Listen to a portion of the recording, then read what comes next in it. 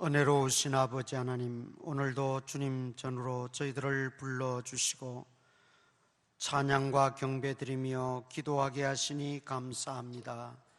우리의 마음과 뜻과 정성을 다하여 주님 앞에 온전히 예배하며 또 기도할 때에 하늘 문을 여시고 우리 가운데 임재하시고 친히 말씀하여 주시고 은혜와 복을 허락하여 주시옵소서. 시종을 주님께 다가오며 예수님 이름으로 기도드리옵나이다. 아멘. 마태복음 7장 1절에서 5절까지입니다.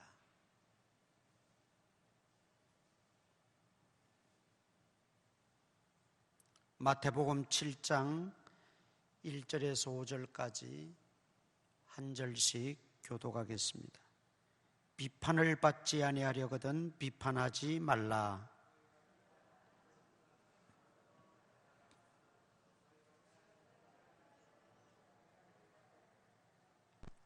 어찌하여 형제의 눈 속에 있는 티는 보고 내 눈 속에 있는 들보는 깨닫지 못하느냐?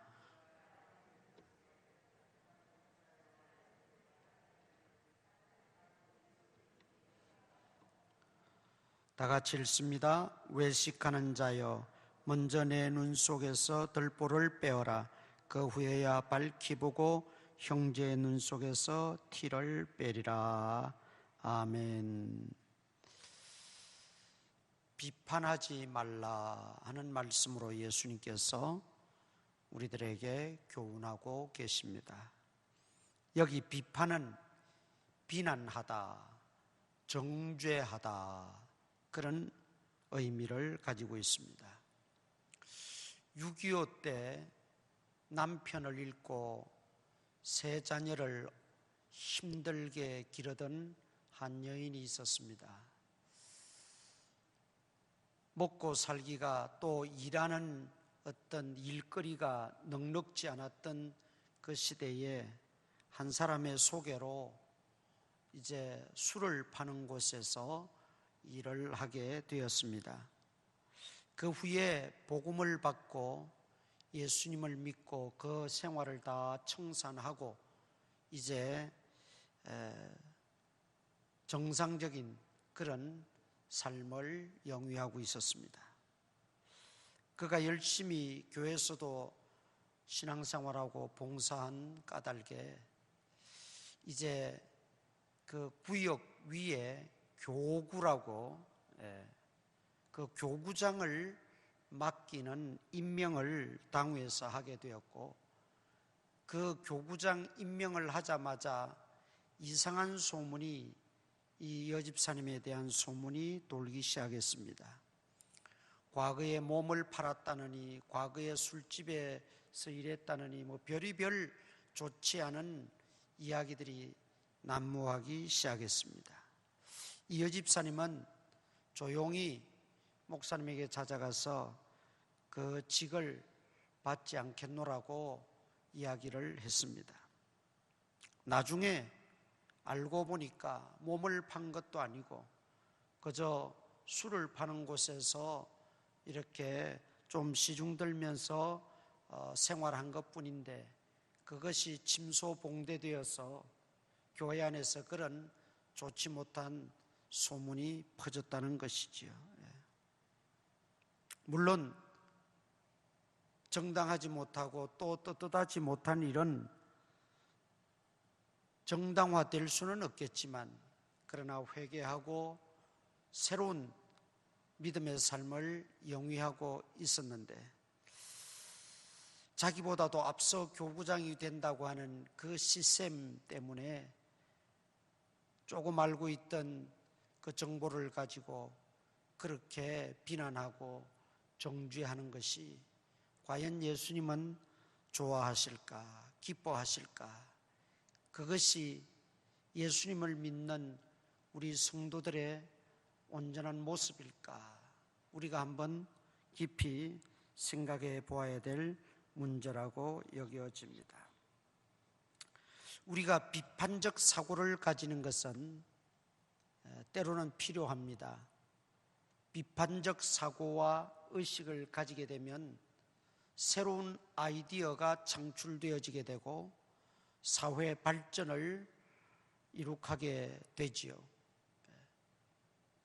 그럼에도 불구하고 상대방을, 남을 비판하는 것은 참으로 우리가 유의해야 된다는 것입니다. 예수님 당시에 보면 문화 자체가, 그 어떤 삶의 모습 자체가 율법주의자들, 바리새파 사람들, 이런 사람들로 인해서 정죄하고 비난하고 비판하고 함부로 판단하고 하는 이런 일들이 비일비재했었습니다. 우리가 살다 보면 시시비비를 분명하게 가려야 될 경우도 있지요. 이단이나 사이비를 우리가 그냥 어물쩍 넘어갈 수는 없지요. 비판을 하고 때로는 판단을 해서 우리가 그런 것들은 가려야 됩니다. 또 계속적으로 악을 조장하고 악을 행하는 사람에 대해서도 우리는 때로는 비판하고 또 정죄하고 판단해야 될 경우가 있어요. 히틀러와 같이 악을 조장하고 무수한 사람들을 전쟁이라는 미명하에 죽이고, 이런 것들에 대해서는 우리가 얼마든지 비판하고 또 비난할 수도 있어요.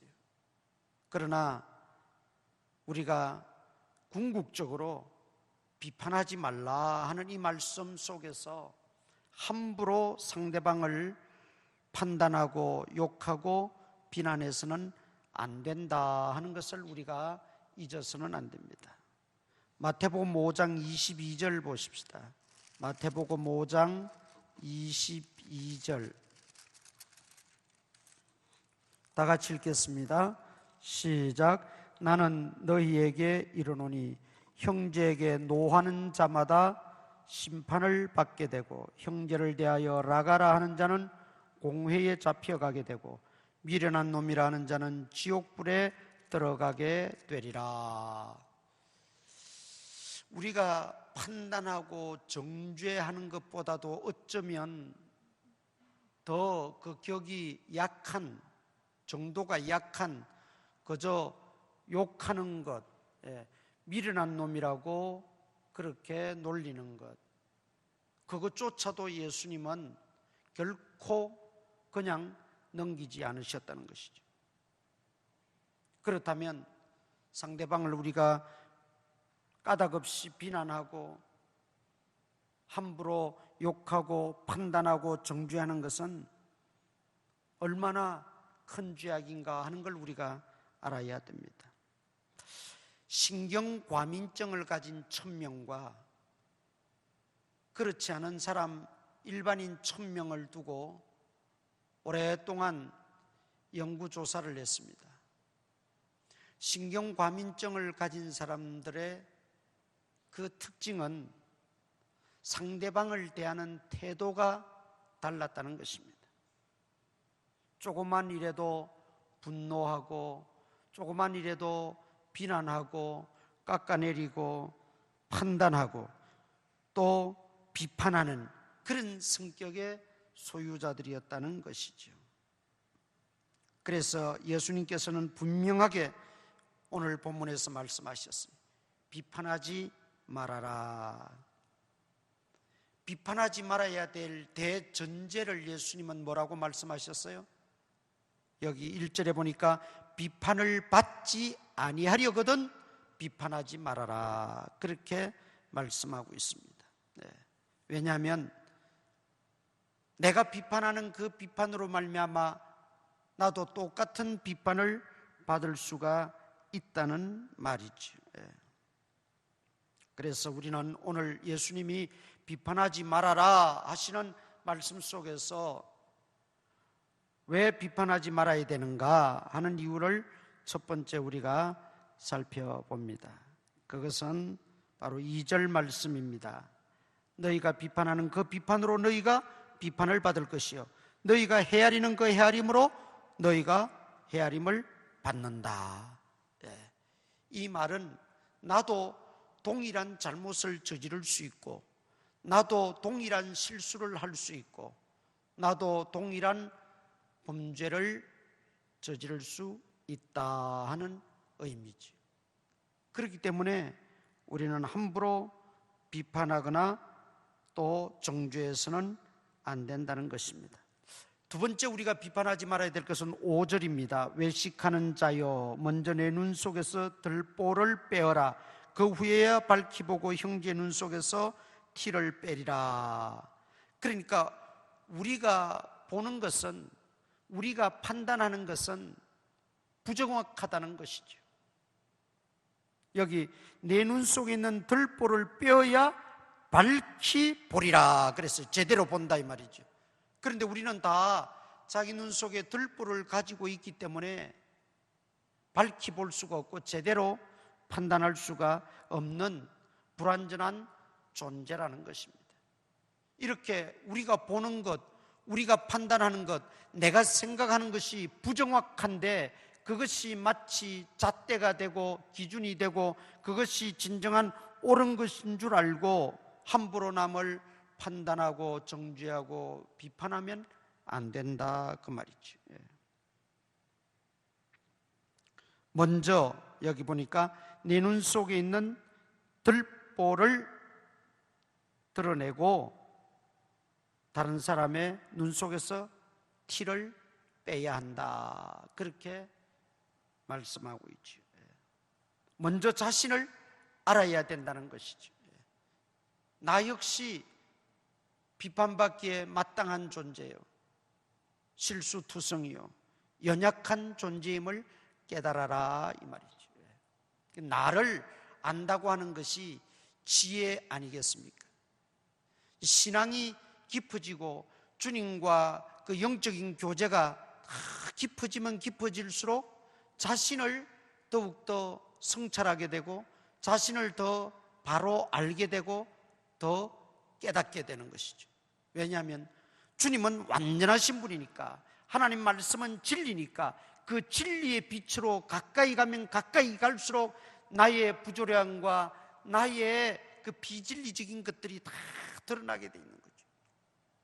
완전하신 그 하나님 앞에 가까이 가면 갈수록 나의 추함과 더러움이 다 나타나게 되어 있는 것이죠.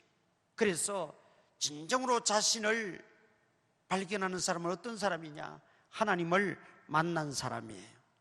진정으로 하나님을 만나고 하나님을 발견한 사람이 자신을 발견하고 자신을 바로 알 수가 있어요.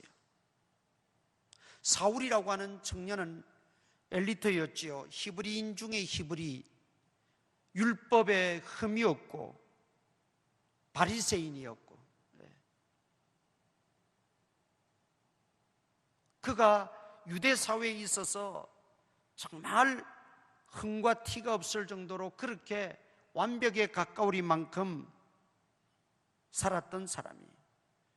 그래서 사울의 눈에는 모든 것이 다 잘못되게 보이고 비난거리고 지적할 것뿐이고 판단하고 비판할 것밖에 없었던 거예요.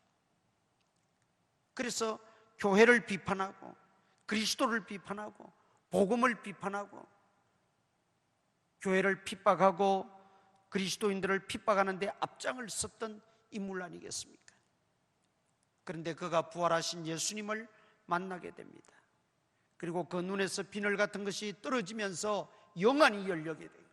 영안이 열려서 하나님을 보게 되고 하나님 만나게 되고 하나님 발견하게 되니까 제일 먼저 나는 죄인 중에 괴수로다, 만삭되지 못하여 난 자와 같은 아무 가치 없는 인생이다, 그렇게 자신을 말하고 있다는 거죠. 예전 같았으면 어림도 없지. 하나님을 진정으로 만나고 나니까 자기 눈에 들보가 보였다는 것이죠. 자기가 얼마나 큰 죄인인가를 깨닫게 되었다는 거죠. 자기가 얼마나 연약한 존재인가를 발견하게 되었다는 거죠. 그래서 기도는 우리가 하나님을 만나는 시간입니다. 기도를 통해서 완전하신 하나님, 진리 그 자체이신 하나님, 빛이신 그 하나님, 창조주시오 전능하신 그 하나님, 그 하나님 앞에 더 가까이 나가는 지름길이 기도고 만나는 길이 기도요 예배입니다. 그래서 기도가 깊어지면 깊어질수록 하나님을 더 깊이 체험하게 되고, 따라서 나 자신을 있는 그대로 솔직하게 바라보게 되고 발견하게 되고, 그래서 나의 연약함, 나의 부족함, 나의 죄인 된 걸 주님 앞에 고백하고 주님의 돕는 은혜를 구하게 된다는 거죠. 베드로가 예수님을 3번이나 부인하고 갈릴리 바다로 가서 다시 고기잡이를 하고 있을 때 예수님이 베드로에게 찾아오셨어요. 그때 베드로가 예수님을 보고 나는 죄인이로소이다, 고백이 그거였어요. 나는 죄인이로소이다. 비로소 부활하신 예수님 만나고 그의 영안이 열리니까 자기를 바라보는 눈이 열리게 돼요. 나는 죄인이로습니다. 나는 죄인 중에 괴수입니다. 이런 진정한 고백과 이런 믿음이 충만한 자가 어떻게 쉽게 남을 비판하고 비난하고 정죄하고 판단하겠냐 말이죠. 하나님이 두려워서라도 그렇게 못하는 거예요. 나 같은 죄인도 하나님은 심판하지 아니하시고 또 용납하시고 또 나를 새롭게 만들어 주시고 나를 제자 삼아 주시고 사도 삼아 주셨는데, 내가 감히 상대방을 그렇게 쉽게 판단하고 함부로 비난할 수 있단 말인가? 그 자책감에서라도 함부로 하지를 못한다는 것이죠. 최종 심판자는 하나님이십니다. 우리 인간의 모든 판단 심판자는 하나님 한 분뿐이십니다. 그러므로 내가 상대방을 함부로 욕하고 비난하고 판단하고 정죄하는 것은 그 심판자 되시는 하나님의 역할을 내가 빼앗아서 하는 엄청난 불경죄에 해당되어집니다.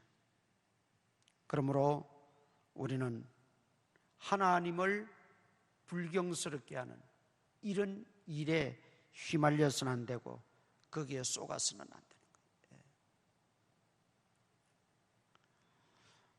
최초의 인류 아담과 하와는 사실 죄를 상대방에게 전가했다, 그렇게 우리가 표현할 수 있습니다마는, 오늘 예수님께서 비판하지 말라라고 비난하지 말라라고 하는 이 말씀에 우리가 적용을 해서 본다면 아담은 하와를 비난한 거예요.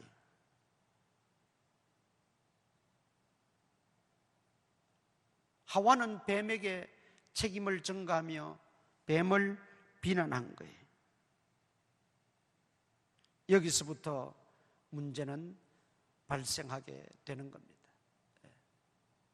서로 품어주고 서로 이해하고 서로 또 내 잘못으로 그렇게 여기고 하나님 앞에 회개했더라면 하나님은 비록 선악과를 따먹었고 하나님 말씀에 불순종했을지라도 하나님의 어떤 그 처사는 달랐을 것이라고 봅니다. 그러나 아담은 하와에게, 하와는 뱀에게 서로 책임 전가하고 비난하기에 급급했어요. 오늘 우리의 그런 죄악된 모습들이 우리 속에서도 얼마든지 있을 수 있다는 것입니다. 그러므로 주님의 이 말씀, 비판하지 말아라 하는 걸 우리가 꼭 기억하셔야 됩니다. 사울이 눈이 열리고 나니까 자기 자신을 보는 또 자기 자신을 판단하는 거기에만 오로지 힘을 쏟았지, 남을 판단하고 남을 정죄하는 일에는 관심이 없었습니다. 그렇습니다. 은혜라고 하는 것은 깨닫는다라는 뜻이라잖아요. 카리스라는 말이 아주 좋다 하는 그런 뜻도 있고, 또 카리스라고 하는 말 속에는 깨닫는다라는 의미가 담겨져 있어요. 그 깨닫는다는 것은 결국 어떤 사물을 깨닫고 어떤 또 상황을 깨닫고, 그것도 깨닫는 것이지만은 깨달음 중에 가장 고상하고 큰 깨달음은 자기를 깨닫는 거죠. 자기를 깨닫는 거예요. 사울이 영안이 열리고 나서 그가 눈에서 비늘 같은 것이 떨어지면서 영의 눈이 열려서 자기를 볼 수 있게 되고 자기를 깨닫게 되는 것이죠. 그래서 사도 바울은 나보다 남을 낮게 여겨라, 그것이 사도 바울의 권면이고 교훈이에요. 정말 자신을 깨닫는 자, 자신을 발견한 자들은 나보다 남을 낮게 여기는 겸손한 사람이 되어진다는 것이죠. 원래 이 바리새인들을, 율법주의자들은 정죄하고 판단하고 비난하는 일에 선수입니다.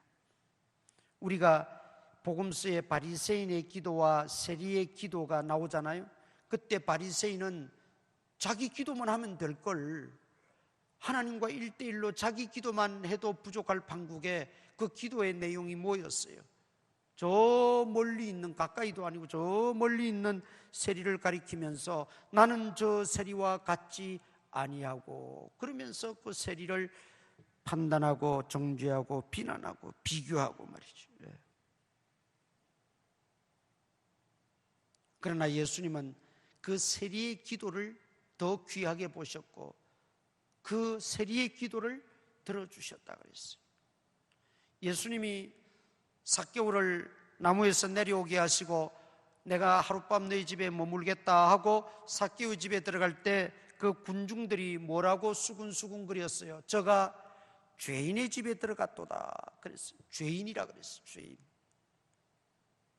그렇게 유대인들은 상대방을 쉽게 판단하고 정죄하고 비난했다.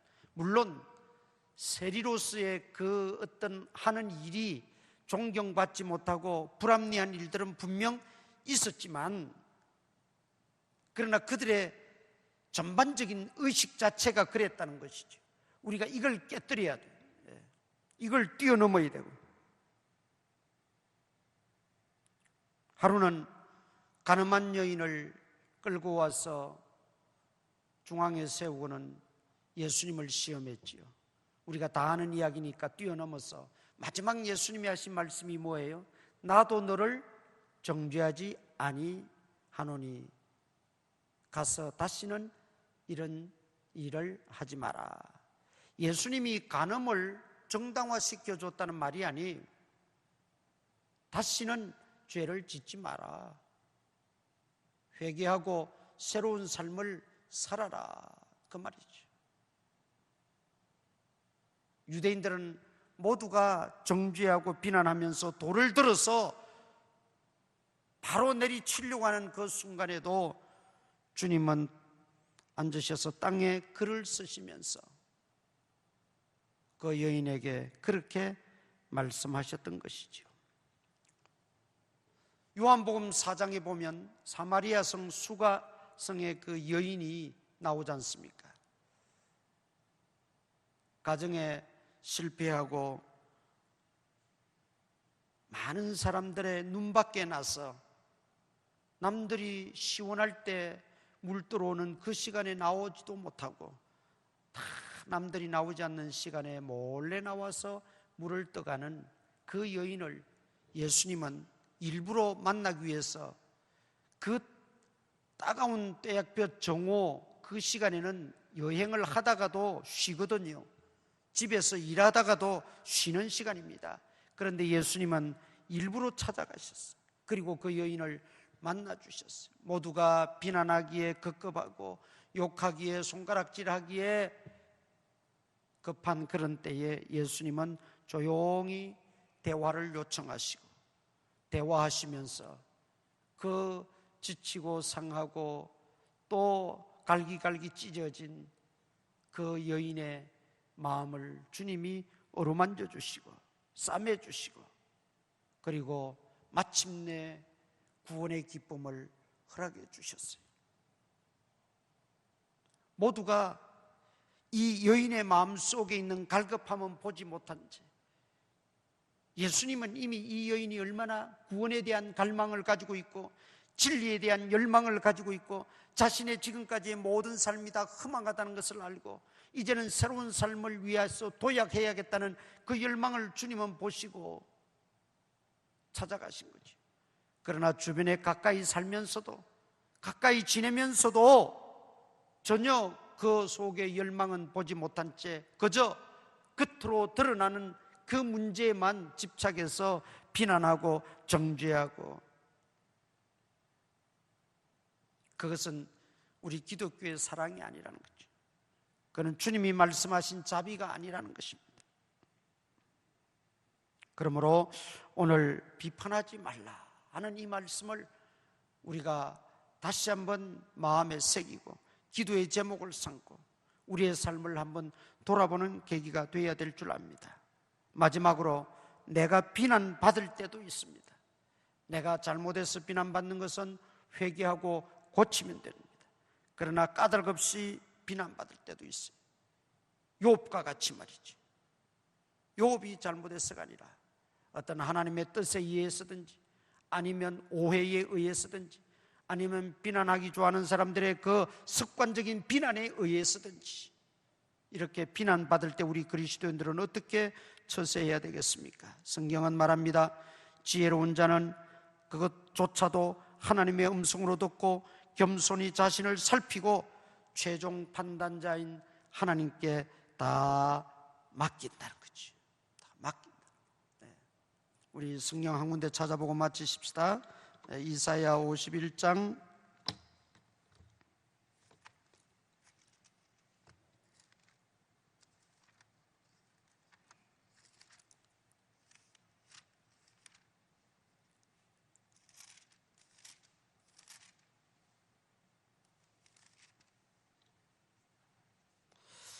7절 8절 두 절 우리 같이 이사야 51장 7절 8절 두 절 다 같이 읽으십시다. 시작. 의를 아는 자들아, 마음에 내 율법이 있는 백성들아, 너희는 내게 듣고 그들의 비방을 두려워하지 말라. 그들의 비방에 놀라지 말라. 옥같이 좀이 그들을 먹을 것이며 양털같이 좀벌레가 그들을 먹을 것이나 나의 공의는 영원히 있겠고 나의 구원은 세세에 미치리라. 아멘. 주변에서 여러 가지 모양으로 우리를 비난하고 비판하고 정죄하는 일이 있더라도 두려워하지 말라. 거기에 연연하지 말라. 왜냐하면 하나님은 공의로우신 분이라는 거예요. 하나님의 그 공의, 나의 공의는 영원히 있겠고 나의 구원은 세세에 미치리로다.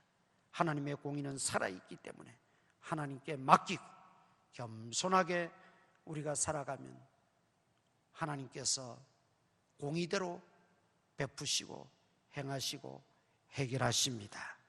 오늘 주님의 말씀을 다시 한번 깊이 명심하는 저와 여러분 될 수 있기를 축원합니다. 우리 찬송간장 부르고 기도하겠습니다. 401장 찬송 부르고 기도하실 때에 우리 재개발의 와중에 협의 가운데 있습니다. 조합과 원만한 협의가 이루어져서 교회가 임시 예배 처소를 얻고 또 예배당을 짓고 하는 이 모든 과정이 조금도 어려움이 없도록 주님이 주관하여 주시고 다스려 주시옵소서.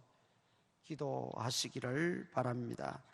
그리고 우리 환우들을 위해서 기도하시고 또 수술받고 또 가료 중에 있는 성도들 회복을 위해서 기도하시고, 코로나19에 우리 성도들 온 식구들 감염되지 않도록 주님이 막아주시고 차단해달라고 기도하시고, 오늘 주신 말씀대로 이 말씀에 의지해서 내가 정말 주님 말씀에 순종하며 살아가는 믿음의 역군 되게 해달라고 기도하시고, 여러분 가지고 나온 기도 제목들 간절히 기도하시고, 또 우리 이제 지난 월요일부터 2주간 저녁 기도회를 가지고 있습니다.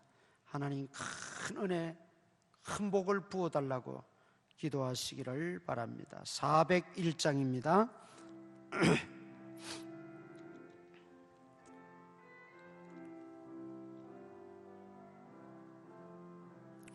주의 곁에 있을 때 마음이 든든하오니, 주여 내가 살 동안 인도하여 주소서. 주여 주여 나를 인도하소서. 빠른 세상 살 동안 주여 인도하소서. 피난처인 예수여, 세상 물결험할 때 그 신은혜 베푸사 나를 숨겨주소서. 주여 주여 나를 인도하소서. 빠른 세상 살 동안 주여 인도하소서.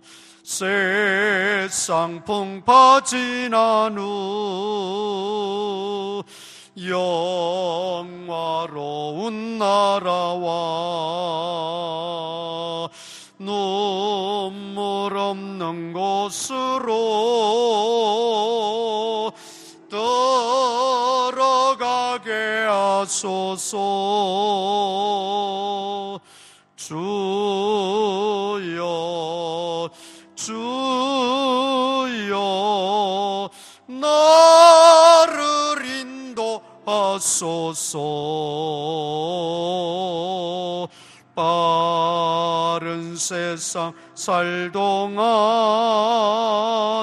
주여 인도하소서.